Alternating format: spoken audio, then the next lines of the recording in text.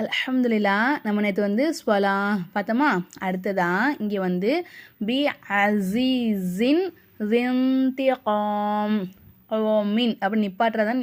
நிப்பாட்டணும்னா தின்திகாம் அப்படி நிப்பாட்டணும். அதை நீங்கள் சேர்த்து ஓதுறீங்கன்னா தான் நம்ம என்ன செய்யணும், இந்த இடத்துல வந்து மின் அப்படின்னு சொல்லணும். சரிங்களா? இப்போ நம்ம மறுபடி சொல்லுவோமா, பி அசீஸின் தின்திகாம்.